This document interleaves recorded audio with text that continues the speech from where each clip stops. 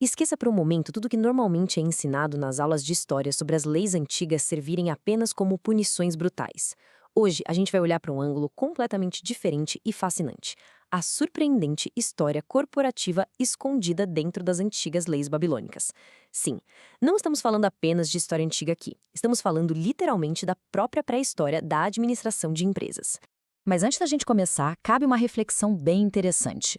Quando é que os conceitos de salário mínimo, controle rigoroso de qualidade e burocracia formal foram realmente inventados? Foi na Revolução Industrial ou nas grandes corporações do século XX? Olha, a verdadeira resposta vai nos levar para uma revelação gigantesca, mais de 4.000 anos no passado. Pois é, essa resposta surpreendente leva a gente direto para a Babilônia, ali entre os anos 2000 e 1700 a.C. O rei Hammurabi não sentou e escreveu um monte de regras simplesmente para punir criminosos. O famoso código dele era, na verdade, um sistema altamente sofisticado de normas administrativas. O grande objetivo de Hammurabi era unificar um império gigantesco ao longo do vale dos rios Tigre e Eufrates. E como é que se unifica um império tão vasto? Bom, através de uma legislação comum que cobria absolutamente tudo, desde a propriedade pessoal até as relações de trabalho. Beleza, vamos mergulhar nisso. Nosso roteiro de hoje vai cobrir as origens da administração, o primeiro salário mínimo, contratos e registros escritos, responsabilidade civil e qualidade, e, por fim, o legado burocrático. Número 1. As origens da administração. Como a gente vai ver agora, isso é muito mais do que apenas um conjunto de leis penais. Avançando para o número 2, o primeiro salário mínimo. Pois é, leis trabalhistas lá na antiguidade. Garantir o sustento de quem trabalha e evitar a exploração não é, nem de longe, um debate exclusivo das políticas públicas da nossa era contemporânea. Esse número 8 representa uma quantidade específica que é um exemplo absolutamente genial de previsibilidade de folha de pagamento na antiguidade. Ter um número fixo criava uma base muito estável e permitia um planejamento financeiro real, tanto para quem contratava quanto para o trabalhador agrícola daquela época. Isso ilustra brilhantemente a aplicação prática da lei. A tradução exata do código diz o seguinte: se um homem alugar um trabalhador do campo, pagar-lhe-á 8 guns de cereal por ano. Isso materializa aquele conceito de remuneração em evidências históricas super tangíveis. O Código de Hammurabi já reconhecia a necessidade vital de padronizar o pagamento, literalmente milênios antes desse tema virar uma pauta moderna. O que nos leva ao número 3, contratos e registros escritos. O verdadeiro nascimento da contabilidade e do direito comercial. A administração babilônica logo percebeu que gerenciar um império exigia muito mais do que apenas confiar na palavra falada. A gente nota um contraste drástico aqui. Para que um depósito de valores tipo ouro ou prata fosse considerado válido e protegido, a transação não podia mais ser baseada apenas naquela confiança mútua do "confia em mim". A lei passou a exigir evidências tangíveis, com testemunhas presentes e termos combinados previamente.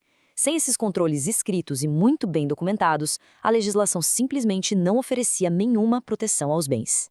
Entrando agora no número 4, responsabilidade civil e qualidade. Aqui a gente vai ver o que significa responsabilidade máxima na prática. Os riscos envolvidos na gestão de projetos da antiga Babilônia eram incrivelmente altos. Para entender melhor o nível disso, vamos definir de forma clara um termo corporativo que a gente usa o tempo todo hoje em dia: accountability. Basicamente, trata-se da prestação de contas e da responsabilidade direta pelo resultado do seu trabalho. E o Código de Hammurabi estabeleceu com um rigor tremendo que o executor de um serviço era diretamente responsável pelo resultado final da sua obra. Esse é um pilar absoluto da gestão de qualidade atual. Dá só uma olhada nesses exemplos extremos de gestão de instalações e controle de qualidade da época. Se uma casa desmoronar, a pena para o construtor é a morte. Ponto. Se um comerciante permite que o estabelecimento vire uma bagunça e não expulsa os baderneiros, a pena para ele também é a morte. Claro, a gente não está aqui endossando essas punições severas e draconianas, mas o registro objetivo desses fatos mostra para a gente que o propósito administrativo por trás dessas leis era garantir que os padrões de segurança e operação fossem seguidos à risca. Não tinha margem para erro. Então, o ponto crucial é exatamente a síntese de todos esses preceitos. O salário mínimo garantia a padronização e a estabilidade social, o controle de depósitos deu o pontapé inicial na era dos registros contábeis, a responsabilidade civil forçou uma gestão focada puramente na qualidade da entrega, a hierarquia e o poder estruturaram a autoridade, enquanto a unificação legal criou um ambiente de negócio super estável e previsível. É, no fim das contas, um sistema gerencial incrivelmente completo e amarrado. E chegamos à nossa última parte, o número 5, o legado burocrático. A linha direta de Hammurabi até os teóricos do século XX. Vamos avançar e ver como isso se constrói séculos depois, traçando essa linhagem teórica direta que sai lá da antiga Mesopotâmia direto para os nossos modernos escritórios corporativos. A influência daquele código chega com tudo na teoria da burocracia, desenvolvida no século XX pelo sociólogo Max Weber. Weber definiu características da burocracia que ecam de forma impressionante os conceitos babilônicos, como, por exemplo, o caráter legal das normas, ou seja, ter leis escritas para governar toda a organização, e a impessoalidade, onde as regras se aplicam à função que a pessoa ocupa, independentemente de quem ela seja. Para amarrar toda essa nossa análise histórica de hoje, a Babilônia nos ensinou uma lição dura, mas muito real. Qualquer grande organização precisa irrevogavelmente destes 3 passos fundamentais para sobreviver e se manter eficiente. Número 1, normas escritas. 2, padrões de controle. E 3, uma clara atribuição de responsabilidades. Sem esse tripé básico, o caos se instaura rapidinho, seja há 4.000 anos atrás ou nos projetos de hoje em dia.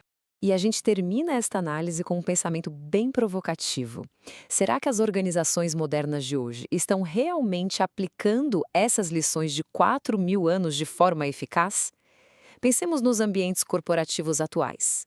Nós com certeza trocamos as pesadas tábuas de pedra por telas, planilhas e e-mails, mas as necessidades fundamentais para administrar pessoas, manter a qualidade e gerenciar recursos continuam exatamente as mesmas. Fica aí essa baita reflexão para continuarmos explorando as verdadeiras raízes de como trabalhamos e nos organizamos.